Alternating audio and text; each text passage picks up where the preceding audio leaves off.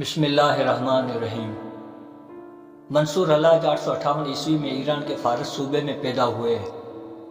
آپ نے 12 سال کی عمر میں قرآن حفظ کیا۔ آپ تستر شہر میں عبداللہ تستری کی صحبت میں 2 سال رہے اور پھر 2 حرکہ میں عمرو بن عثمان مکی کے علم سے فیضیاب ہوئے۔ آپ نے حضرت یعقوب اقدہ کی صاحبزادی سے شادی کی تو آپ کے استاد عمرو بن عثمان خفا ہو گئے، جس کے بعد آپ حضرت جنید بغدادی کی خدمت میں بغداد آ گئے اور خلوت و سکوت کا علم حاصل کیا۔ ایک بار آپ نے جنید بغدادی رحمۃ اللہ علیہ سے کوئی سوال کیا، جس پر انہوں نے فرمایا کہ تو جلد لکڑی کا سر سرخ کرے گا، یعنی کہ تو جلد پھانسی چڑھے گا۔ جس پر آپ نے فرمایا کہ جس دن مجھے پھانسی دی جائے گی اس دن آپ بھی اہل ظاہر کا لباس اوڑھ لیں گے۔ کہتے ہیں کہ جب علماء کی طرف سے آپ کو پھانسی دینے کے لیے عباسی خلیفہ المقتدر پر زور دیا جانے لگا تو خلیفہ نے کہا کہ جب تک جنید بغدادی فتویٰ پر دستخط نہیں کرے گا میں قتل کے احکامات جاری نہیں کروں گا۔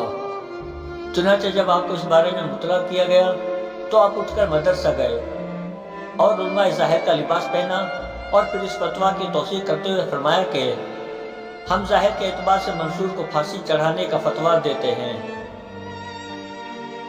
آپ نے تستر بصرہ ہندوستان کا سفر کیا اور وہاں سے خراسان اور ماورا نہر سے ہوتے ہوئے چین تک گئے اور لوگوں کو وعظ و نصیحت کرنے لگے۔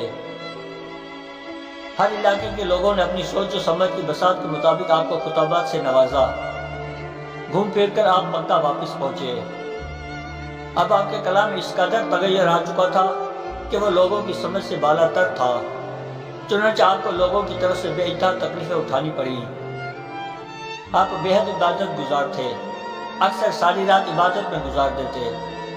آپ ہر رات 400 رکعت نماز پڑھتے۔ ایک بار حج کے موقع پر ننگے سر اور برہنہ جسم عبادت میں کھڑے ہو گئے اور پورا 1 سال یوں ہی گزار دیا، یہاں تک کہ آپ کی ہڈیوں کا گردہ پگھل گیا اور جسم کی کھال پھٹ گئی۔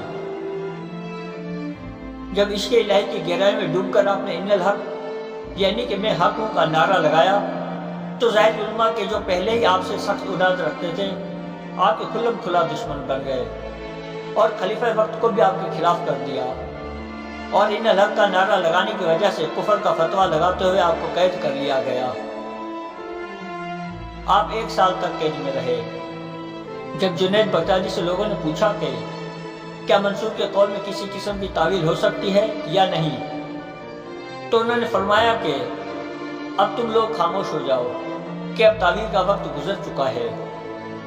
آپ قید خانے میں بھی ساری رات عبادت میں مصروف رہتے۔ آپ پر کفر کرنے کا فتویٰ لگاتے ہوئے پھانسی کی سزا سنائی گئی۔ پھانسی سے پہلے آپ کو 300 کوڑے لگائے گئے۔ آپ نے اف تک نہ کیا۔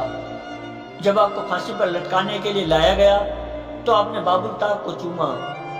لوگوں نے پوچھا یہ کیا ہے؟ آپ نے فرمایا پھانسی تو مردوں کا مزاج ہے۔ پھانسی سے پہلے آپ کو سنسار کیا گیا تو آپ خاموش رہے، لیکن جب حضرت شبلی نے مٹی کا ایک چھوٹا سا ڈھیلا مارا تو آپ کراہ اٹھے۔ سبب پوچھا تو بولے کہ لوگ تو ناواقف ہیں لیکن شبلی تو واقف حال ہیں۔ پھر تختہ دار کی سیڑھیوں پر پہلے آپ کے ہاتھ کاٹے گئے تو آپ نے مسکراتے ہوئے فرمایا کہ میرے ظاہری ہاتھ تو کاٹ دیے لیکن باطنی ہاتھ کیسے کاٹو گے؟ پھر جب آپ کی ٹانگیں کاٹی گئیں تو آپ نے فرمایا کہ میری ظاہری ٹانگیں تو کاٹ دی لیکن میری باطنی ٹانگیں کیسے کاٹو گے جن سے میں دونوں جہانوں کا سفر کر سکتا ہوں؟ پھر آپ کی آنکھیں نکال لی گئیں۔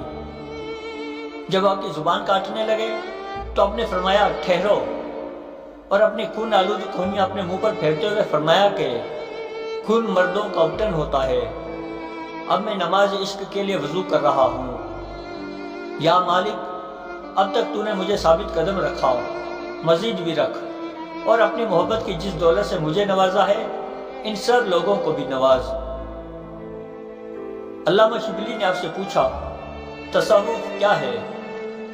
آپ نے کہا یہ جو کچھ تم دیکھ رہے ہو یہ تصوف کا ادنا ترین درجہ ہے، کیونکہ اعلیٰ ترین درجے سے تو کوئی واقف ہو ہی نہیں سکتا۔